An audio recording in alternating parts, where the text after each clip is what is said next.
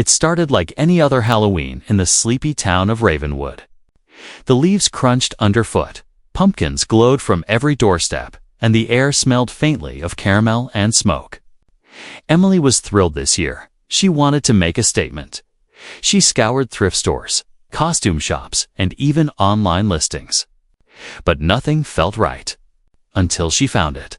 A black velvet witch costume with silver embroidery and a tall, pointed hat, hanging on a dusty rack in the back of an old costume shop. The tag read, "Beware. The owner never parts with this lightly." Emily chuckled. Perfect.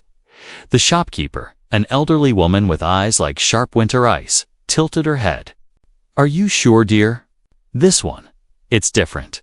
Once it touches you, it can't be removed easily." Emily laughed. "It's just a costume. I'm not afraid of Halloween magic." And with that, she took it home. That evening, as she slipped into the costume, something strange happened. The velvet was impossibly soft, yet it seemed to cling to her skin. The silver embroidery shimmered like liquid moonlight. She pulled the pointed hat over her hair, and suddenly the air felt colder, heavier. Charged with an unseen energy, Emily twirled in front of the mirror. She looked perfect. And yet, something in her reflection didn't quite match. Her eyes seemed darker. The shadow of her smile lingered too long, shrugging it off. She left for the party. At the party, she was the center of attention. People complimented her costume, asking where she had gotten it. But as the night wore on, Emily began to notice oddities, no matter how she tugged at the sleeves. The gloves refused to come off. The hat seemed fused to her head. The dress tightened subtly around her waist, almost as if it were adjusting itself. Panic bubbled beneath her excitement. "Emily, are you okay?" Her friend Jenna asked, concern creasing her brow. I don't know," Emily admitted, tugging at the hem of her skirt. But the more she pulled, the tighter it seemed. By midnight, the costume had become terrifyingly permanent. She tried washing, cutting, and even using oil, but nothing worked. The fabric seemed alive, shifting and writhing with a mind of its own. Emily's reflection in the mirror was no longer hers. Shadows flickered in the corners of her eyes, whispers curled around her ears. And then, she felt it. The subtle pressure of the costume urging her forward, calling her somewhere she didn't want to go. The party faded around her. The laughter, the music, the warm glow of jack-o'-lanterns, all vanished. She was alone in a darkened room, the costume tightening, wrapping, claiming her. And that's when Emily realized the terrifying truth. The costume wasn't just clothing. It was alive. And it didn't want her to take it off. The streets of Ravenwood would whisper her name for weeks afterward. But by morning, only the witch costume remained empty, hanging neatly on a chair, waiting for its next wearer. And some say, if you see a black velvet witch costume in a thrift shop, you should think twice before trying it on. Asterisk, when Emily woke. It was not to the soft glow of morning sunlight or the smell of burnt coffee. She woke to silence. The costume clung to her like a second skin, its black velvet almost pulsating with an eerie rhythm. The silver embroidery along the sleeves and hem seemed to crawl across her arms like tiny, writhing serpents. Emily tried to scream. Her voice was muffled like the fabric itself absorbed sound. Panic clawed at her chest. She ripped at the sleeves. The gloves wouldn't budge. She yanked at the hat. It stayed firmly in place. Every tug only made the costume tighten. "Jenna. Mom, someone help me." Her voice echoed weakly.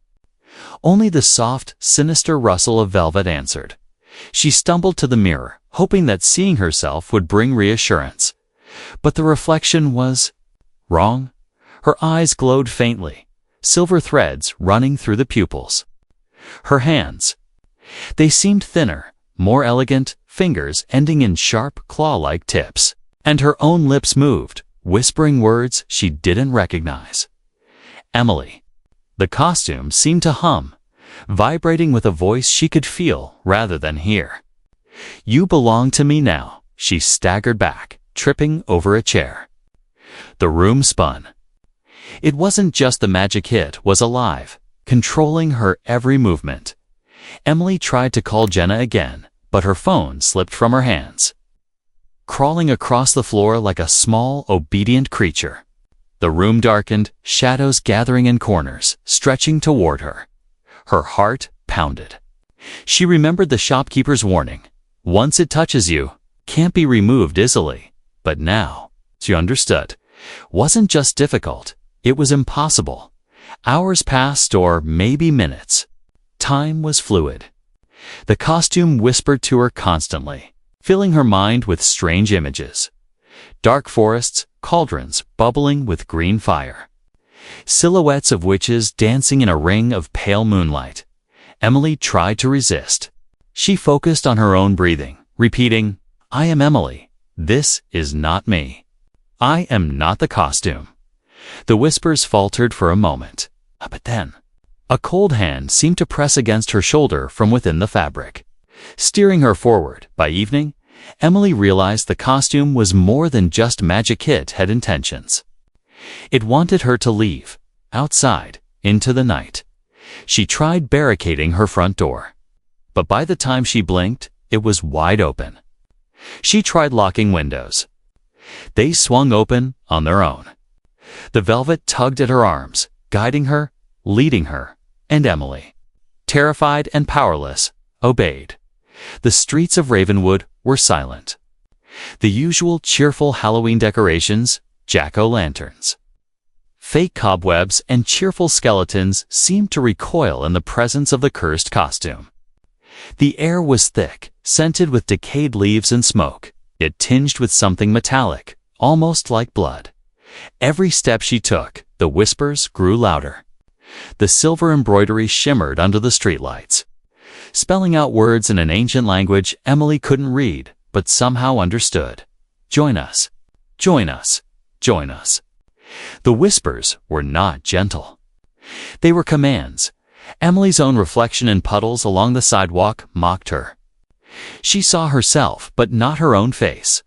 Instead, a witch's face stared back, eyes silver and ageless. A grin curling over her lips. Panic turned into desperate fear. She tried to rip at the costume again. Tears blurred her vision. The velvet was unyielding. The embroidery pulsed with a heartbeat of its own, wrapping her tighter, fusing with her skin. A shadow shifted behind her. Something moved silently. When she turned, nothing was there. But the feeling of being watched grew, unbearable and suffocating. And then she heard a soft cackling, almost imperceptible. It came from the costume itself. "You are mine now," it whispered. "Forever." Emily's legs carried her without her permission. Her mind screamed, but her body followed. The costume had taken control completely. In the distance, an old church stood. Its windows shattered, doors wide open.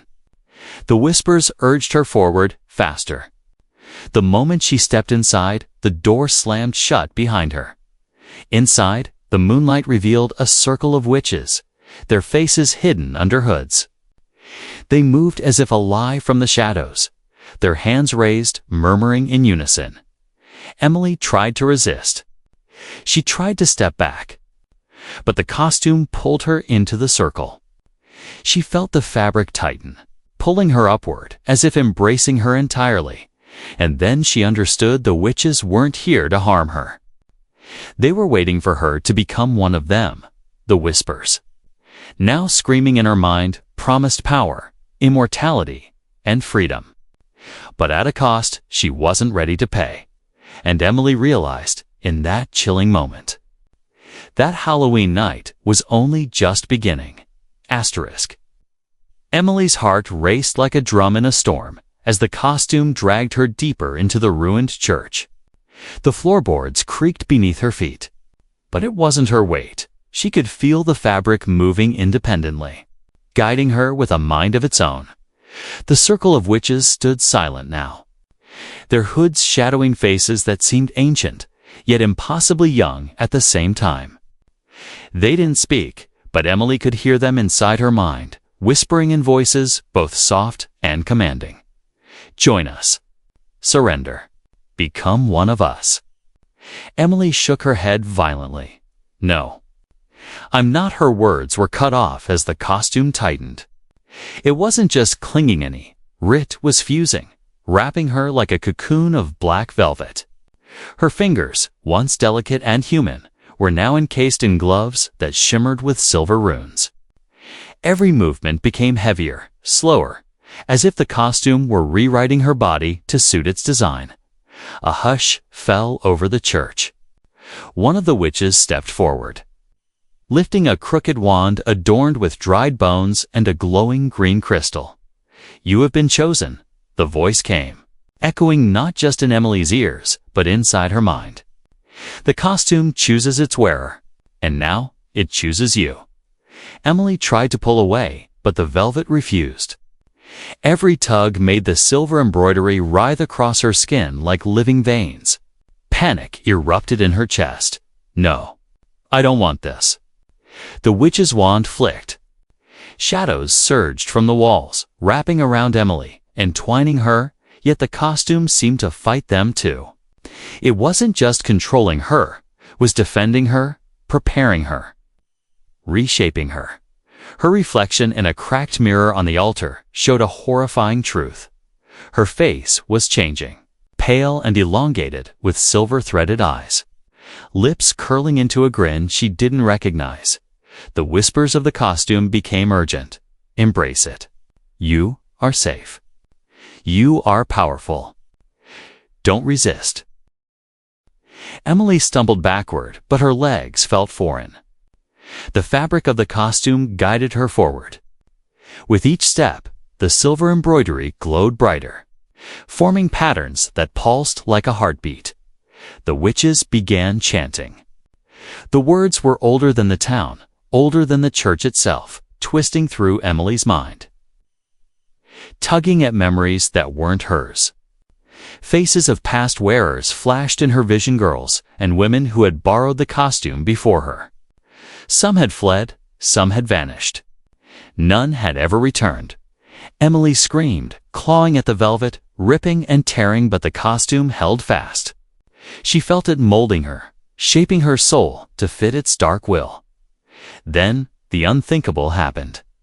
A jolt of power surged from the costume into her body. Emily's own voice joined the witches in chant, her words foreign yet familiar, like a song she had always known. The room spun.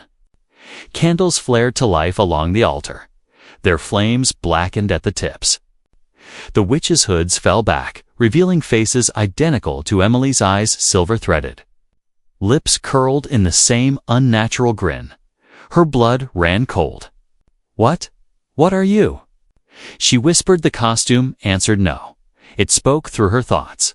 We are the chosen. You are the chosen. Now, you are one of us. Emily tried to fight, to resist the pull, but she could feel herself changing. The whispers filled her ears with promises. Eternal power, the ability to walk unseen. The knowledge of secrets older than time, and somewhere deep inside. She realized that resisting might be worse than surrendering, as the witch's chant reached its crescendo. The church walls seemed to bend, the moonlight spilling in like liquid silver. Emily felt herself stretch, elongate, her fingers sharpening into claws, her senses heightening. She could hear the trees outside, smell the hidden things in the soil, feel the pulse of the town itself. A surge of fear hit her, but beneath it was exhilaration, a thrill she hadn't felt before. The costume wasn't just a prison. It was a gateway, but Emily still clung to one fragment of her old self, the hope that somewhere inside she could fight back. As the final notes of the chant echoed, the witches faded into shadows, leaving Emily alone. In the fully transformed costume, the whispers softened. Now, learn. Now, serve now. Prepare, and as the moonlight kissed the black velvet, Emily realized the nightmare had only just begun. Asterisk, asterisk, Emily stumbled out of the ruined church as dawn threatened the horizon. The streets of Ravenwood were eerily quiet. No birds sang. No neighbors shouted greetings. Even the faint smell of breakfast seemed absent, replaced by the metallic temps of fear and decay. The costume moved with her like a second skin. Velvet shifting, silver embroidery pulsating as if alive. She tried to focus on the town she knew, but the world now seemed different. Shadows stretched unnaturally, whispering her name in tones she could feel in her chest. Every step she took sent shivers up her spine. The whispers of the costume were constant. We are with you. You are one of us. Do not resist. Emily's reflection in shop windows showed her transformed face, pale, sharpened, silver-threaded eyes, and that grin she didn't recognize. She barely saw herself, only the witch the costume was becoming at first. She tried hiding indoors, hoping that daylight would break the curse. But the costume refused to be confined. No matter which door she bolted, which room she fled to, the fabric pressed against her, urging her outward. The whispers grew louder, more insistent, guiding her toward the town square. Fear clawed at her mind. She didn't want to become part of whatever dark magic this was, but part of her body, the part the costume controlled, longed for power, and soon. The town began to notice. Windows rattled. Streetlights flickered. Shadows darted along alleyways where no one should have been. People whispered about a witch walking the streets at dawn, and some swore they saw a girl in a black velvet costume, her eyes glowing silver, beckoning silently to the night. Emily tried everything she could think of: prayers, washing herself in cold water, scrubbing the velvet with soap, but the costume only tightened, as if laughing. Even the silver embroidery seemed to mock her, writhing into patterns that spelled out commands in the shadows. Submit, obey, belong. By midday, Emily was exhausted. Her mind and body felt separate. The costume moved independently, guiding her hands, twisting her posture, sharpening her claws. Her thoughts were no longer purely her own whispers of past wearers. Witches older than memory, all swirled inside her head. She stumbled to the edge of the forest that bordered the town. The whispers urged her forward, toward the same dark woods from her visions in the church. They promised power beyond imagining, but at a terrifying cost, surrendering herself entirely to the costume. Her reflection in a puddle froze her blood. A girl from her class, someone she barely recognized, was standing behind her. But it wasn't real. When Emily spun around, the girl vanished. Yet the reflection lingered, smiling a cruel, knowing smile. Panic consumed her. Emily ran, branches whipping against her face, the costume glowing faintly in the dim morning light. She didn't understand how far she ran, how long she ran. Every attempt to remove it failed. The gloves resisted, the hat clung, the dress tightened. And then she saw the first victim, a small dog trapped in a silver web-like pattern on the ground. It whined, trembling, and Emily realized with horror that the costume had made it. She hadn't touched the animal, but her movements. Her presence had drawn magic from her, shaping it. Tears ran down her face. She was creating horrors without meaning to. Every step, every glance, every breath she took spread the costume's dark influence. The whispers grew urgent, almost desperate. Do not resist. Do not fight. You are one of us. You are the bridge. You are the conduit. Emily collapsed in the forest, sobbing. Her hands were shaking violently as the velvet coiled around her body. And that's when she realized. She wasn't fighting the costume. The costume was growing stronger through her fear. And in that moment, Emily understood the cruel truth. The more she resisted, the deeper the curse burrowed into her. The sun rose higher over Ravenwood, but Emily no longer cared for sunlight, for warmth, for safety. The costume had taken root in her soul, and it had plans far beyond a single night of Halloween. The whispers promised a destiny she could neither escape nor refuse, and somewhere in the shadows, the other witches watched smiling. Emily staggered through the twisted undergrowth at the edge of Ravenwood Forest, every step guided by the whispers of the cursed costume. Her mind was a storm of fear and confusion, but a fragment of her old self clung desperately to the hope that there might be a way to escape. That's when she heard Ida's soft voice, lilting and calm, cutting through the endless chanting in her head. Lost, are we? Emily spun, heart pounding, but all she could see were shadows stretching like fingers between the trees. Who's there? Show yourself, she demanded, her voice stronger than she felt. From the darkness, a figure emerged, a man cloaked in midnight blue, his eyes sharp, almost unnatural, reflecting silver streaks of moonlight. He moved with deliberate grace, unafraid of the costume that pulsed with energy around Emily. You're bound, he said, tilting his head. The costume has chosen you, and it will not let go. Emily's knees shook. Then, can you help me? The man smiled faintly, a twist of something dangerous in the corners of his lips. Perhaps. But everything comes with a price. Emily wanted to scream, to refuse, but exhaustion and fear drained her defenses. Her body was still partially under the costume's control, and the whispers echoed warnings she couldn't ignore. I'll do anything, she whispered. The stranger stepped closer. Do you know why the costume exists? Emily shook her head, tears blurring her vision. No, please. Just take it off. The costume is not just clothing, he said. It's a vessel. Every wearer adds to its power. Every fear, every tear, every heartbeat fuels it. It's ancient, older than Ravenwood itself. And now it has chosen you as the next bridge to its world. Emily's stomach dropped. Bridge to its world. He nodded. If you wear it too long, it will claim your soul completely. But there is a ritual to sever it. One chance. One night, her heart leaped. Then tell me. I'll do it. The man held out a small, carved wooden box, etched with symbols that shimmered faintly in the dim light. This contains what you need. But listen carefully. The costume is intelligent. It will fight. It will twist your thoughts, tempt you. You cannot hesitate. You must confront it, not just physically, but with your mind and soul. If you falter, it will take you entirely. Emily took the box with trembling hands. And, who are you? He smiled, stepping back into the shadows. Someone who's failed before.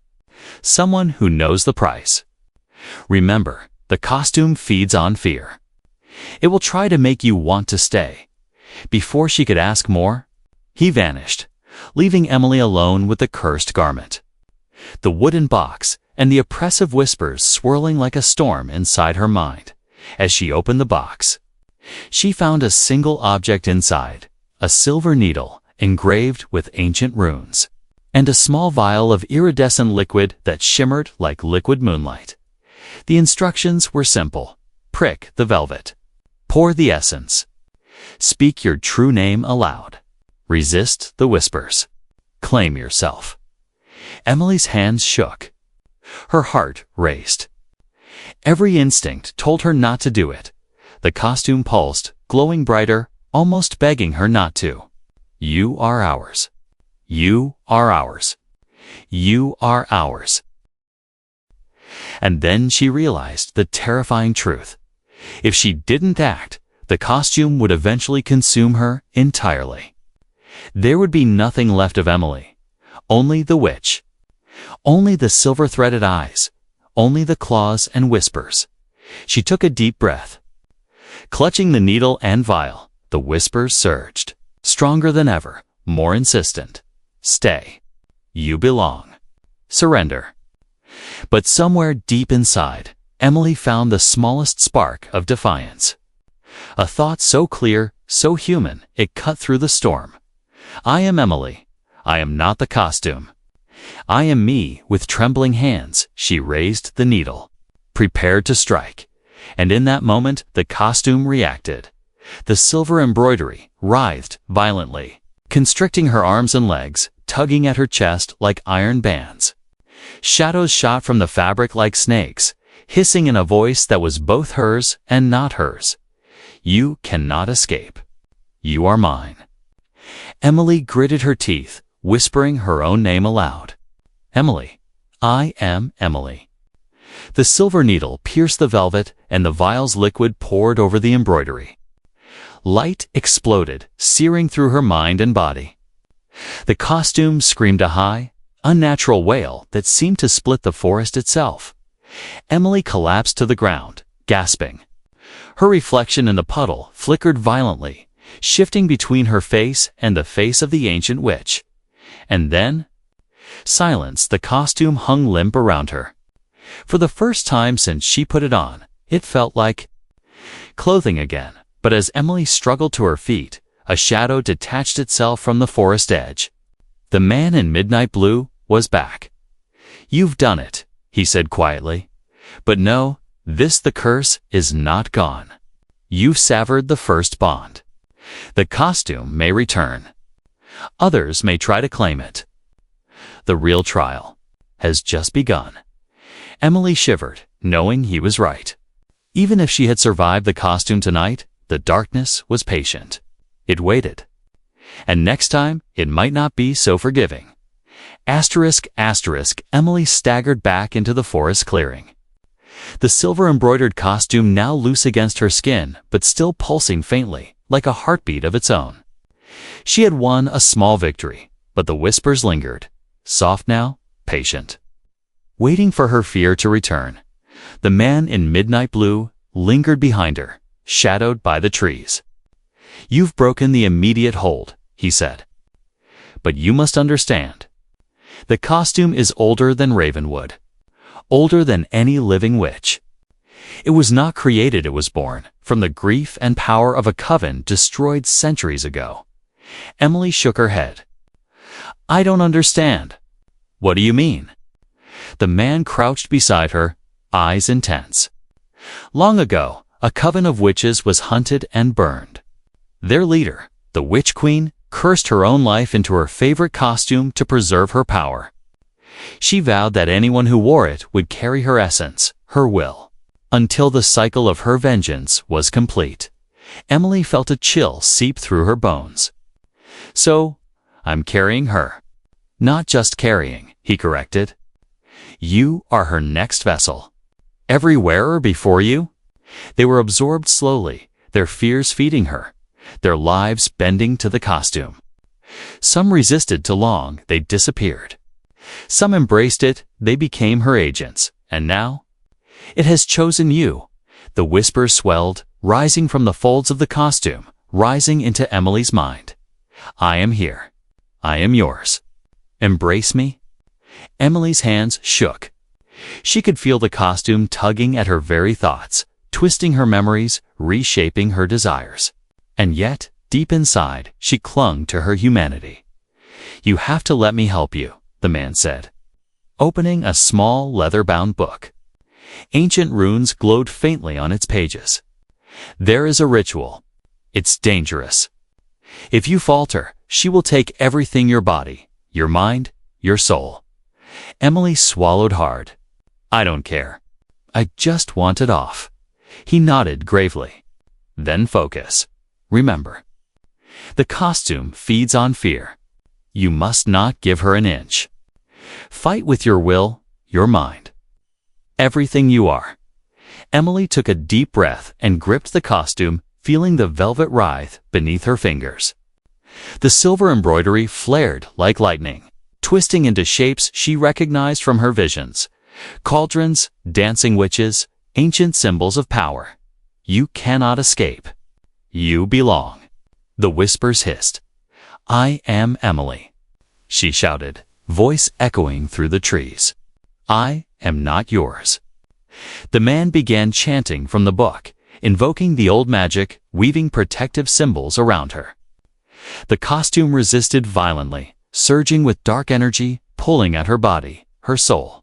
Shadows shot out from the fabric, curling around Emily like snakes, trying to bind her to the Witch Queen's will. Pain seared through her arms and legs. But Emily screamed, throwing herself into the ritual, forcing her mind to resist the ancient power within the fabric. Lightning arced across the sky, though the clouds were still thin and gray. The forest shivered. Birds fell silent. The ground beneath her feet seemed to pulse with energy as the costume thrashed. Trying to reassert control, Emily's vision blurred. Faces of past wearers flickered before her eyes, screaming, pleading, warning her. And then the Witch Queen appeared, not physically, but in the silver-threaded eyes of the costume, her gaze cold and eternal. "You cannot fight me," the voice hissed in Emily's mind. "You will serve. I am Emily." Emily shouted again, stronger this time. "I am not you." The costume convulsed violently, then slowly began to slacken, the velvet loosening, the silver threads dimming. Emily felt her own heartbeat pounding back into control. For the first time, she could move freely. The man stepped closer, chanting the final words, and the forest seemed to exhale. The cursed energy recoiled, retreating into the folds of the costume. Emily collapsed, gasping, drenched in sweat, but alive. The costume hung limp. The silver embroidery was dull now, mere thread, no longer alive. But the victory was not complete. The man's voice was low and grave. "Remember this, the Witch Queen's essence is still there. It is weaker, but not gone. And every time someone wears that costume again, the cycle begins anew. You have survived, but you must guard against its return." Emily nodded weakly. The forest was quiet now, almost too quiet. The breeze whispered through the trees, carrying an unsettling promise that darkness waits patiently and evil is never truly gone. And in the back of her mind, the smallest whisper remained, faint, almost imperceptible. "We will meet again." ***, weeks passed, but the memory of that Halloween night lingered like a shadow. Emily returned to school, to friends, to the routines she once knew, but something had changed. The costume hung in her closet. Innocuous now, folded neatly, silver embroidery dull. She told herself it was just clothing, that the Witch Queen's essence had been defeated. But deep inside, she knew better. Strange things began happening. Mirrors didn't always reflect her accurately. Sometimes her eyes shimmered with silver threads when no one was watching. Shadows stretched toward her in hallways, moving independently of the light.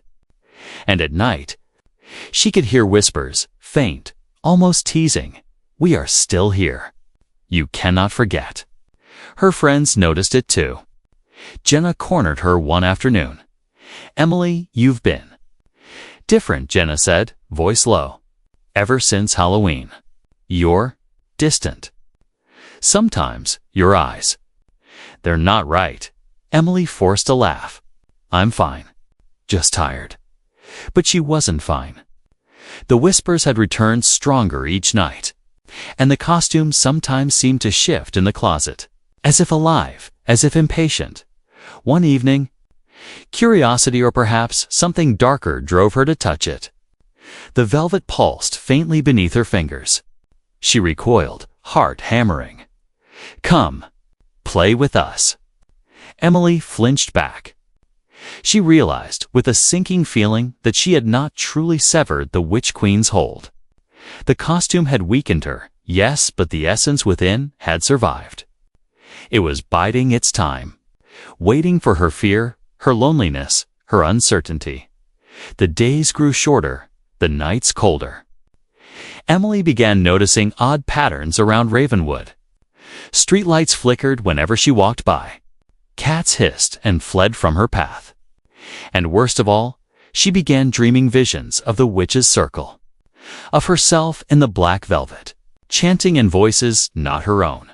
She woke screaming, sweat soaking her hair, and discovered faint silver threads crawling along her arms.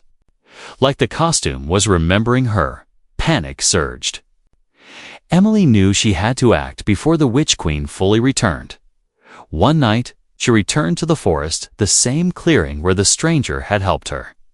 She needed answers, guidance, anything. The man in midnight blue appeared from the shadows, as if waiting. "You came back," he said quietly. "I feared you would." Emily's voice trembled. "It's not over. She's still here. I can feel her. The costume, it's alive. It's trying to," he held up a hand. "Calm yourself. The essence is patient. She feeds on fear. That's why you still feel her. But there is a way to finally contain her." Emily's eyes widened. "Finally." "Yes," he said. "But it is dangerous. You cannot fail. Not again. This is the final confrontation. You will have to face the Witch Queen inside the costume, in a realm between worlds, and force her essence back into containment.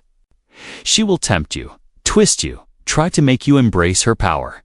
But you must resist entirely. Your mind, your soul, everything must belong only to you." Emily swallowed hard. The stakes were higher than ever. That night, under a crescent moon, she donned the costume one last time, but not in submission. She was determined, prepared for the psychic battle ahead. The whispers surged immediately, coiling around her mind. "You are ours. You belong. Embrace the power." But Emily focused, gripping the silver needle and vial from before. She whispered her own name over and over. "I am Emily. I am Emily. I am Emily." The world twisted, shadows stretching and warping, and suddenly she was no longer in the forest. She was in the witch's circle again, standing before the Witch Queen herself, pale, silver-threaded eyes blazing, grin eternal and cruel. "You think you can fight me?" the Queen hissed. "You have always been mine." Emily's chest ached. The costume flared violently, feeding the Queen's power. But she stood tall, whispering her mantra. Refusing to yield, the final battle of will had begun. Asterisk, asterisk, the world around. Emily twisted into a realm of shadows and flickering candlelight. A warped version of the church and forest combined. The air hummed with magic older than memory, and the ground pulsed beneath her feet. The Witch Queen stood before her, eyes like molten silver, grin eternal. Her presence pressed against Emily's mind, whispering, cajoling, threatening. "You cannot win, child," the Queen hissed, voice echoing through the twisting void. "You are mine. You have always been mine." Emily's hands shook, but she forced herself to steady them. The costume clung to her, velvet writhing, silver embroidery glowing as if alive. Every fiber of the garment pulsed with the Queen's power. "I am Emily. I am Emily," she whispered.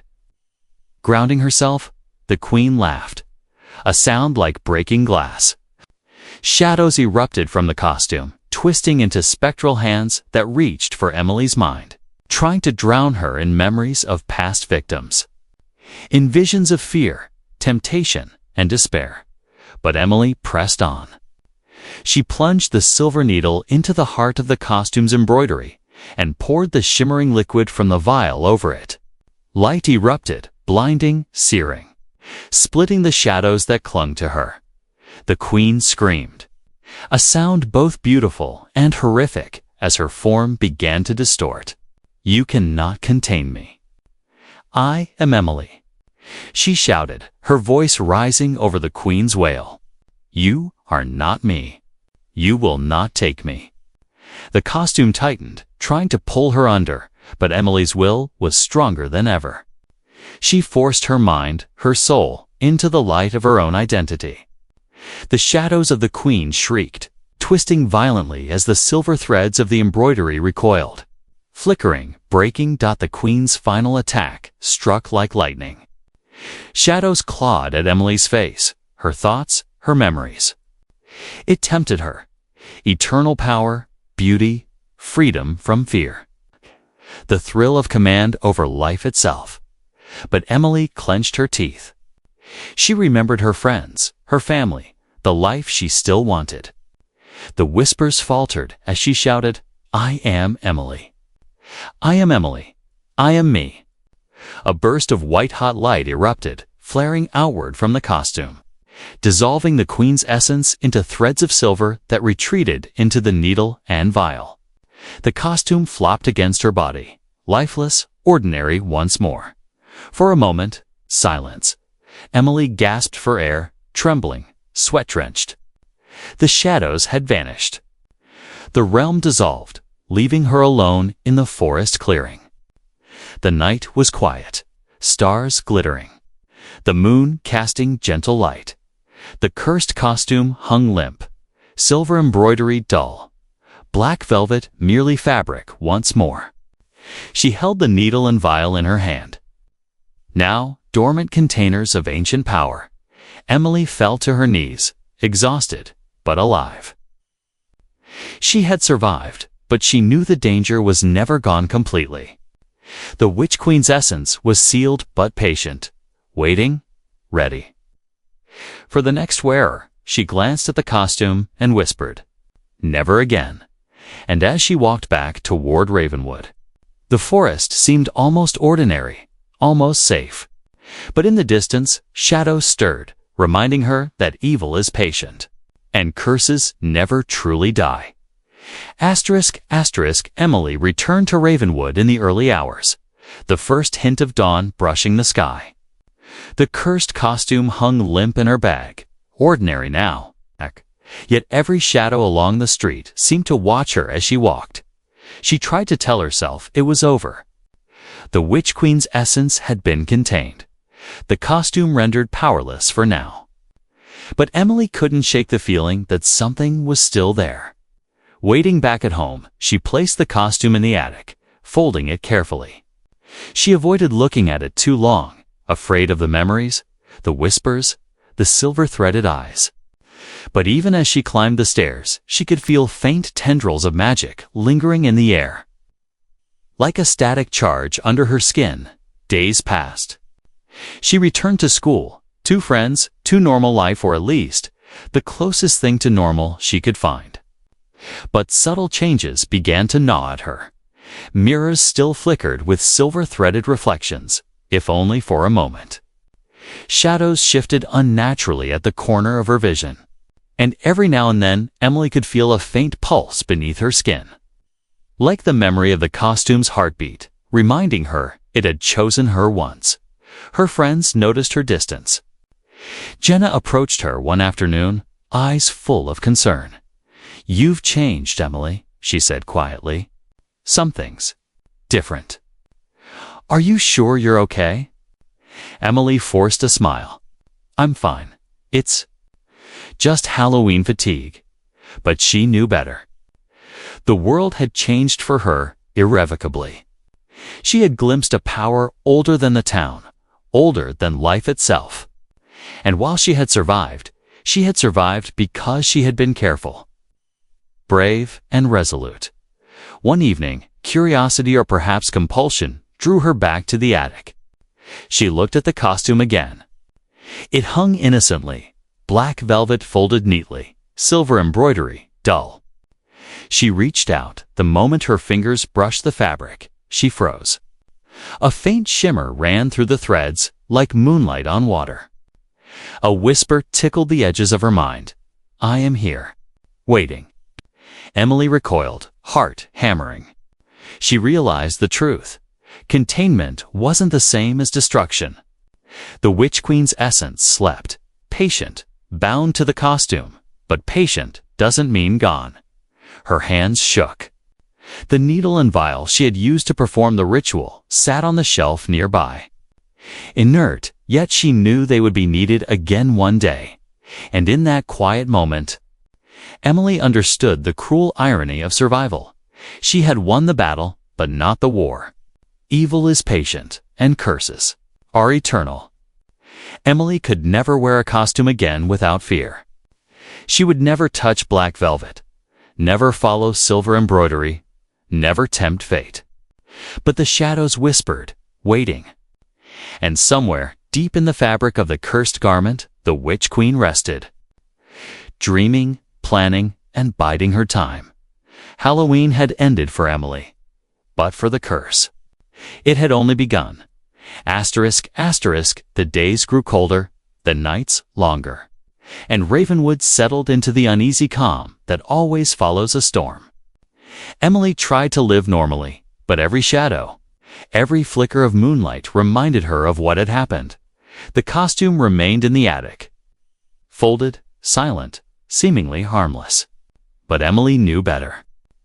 The Witch Queen's essence still slept within the velvet, patient, waiting, watching. One evening, Emily returned from school to find a note slipped under her door. The handwriting was jagged, curling unnaturally, as if written by fingers that weren't human. Some gifts are never meant to be borrowed. Her heart skipped. She scanned the room. Nothing. No one was there. Only the faintest shimmer from the attic staircase. She tried to ignore it. Tried to live as if she had truly won. But at night, she still heard whispers. Faint at first, then growing bolder. Emily, we are waiting. She had learned to resist, to ground herself in who she was. But the costume was patient. And it was clever. Weeks later, Halloween approached again. Emily had sworn never to leave the costume unattended. She had locked the attic, blessed the windows, and even placed charms around her room. But one morning, she awoke to find the black velvet neatly folded on her bed. Her hands froze. The silver embroidery gleamed faintly, a whisper of moonlight threading through the patterns. And somewhere, deep in her mind, the Witch Queen's voice called, "You cannot hide from me. We are yours, and you are mine." Panic surged, but Emily steeled herself. She grabbed the needle and vial, ready to perform the ritual again if she had to. But then she noticed something she hadn't before. The costume was smiling. A cruel, subtle curl of velvet at the neckline, a shimmer along the silver threads. Alive, waiting. Emily understood with a sickening certainty that the Witch Queen didn't just want a wearer, she wanted devotion, fear, the slow erosion of resistance. And she would wait, patient, until Emily faltered. The night sky glittered with stars. The air smelled of decayed leaves and distant smoke. Emily clutched the costume tightly, her breath shallow. She had survived once. She had resisted. But the shadows of Ravenwood whispered truth she could not escape. Curses are patient. Evil waits. And some costumes can never truly be removed. Emily shivered as a single thread of silver shimmered across the black velvet. Like an eye-opening watching her. Waiting for the next night, the next moment, the next fear, and somewhere deep in the fabric, the Witch Queen smiled. Asterisk, asterisk, thanks for watching. If you enjoyed this video, don't forget to like and subscribe for more. See you in the next one. Peace out.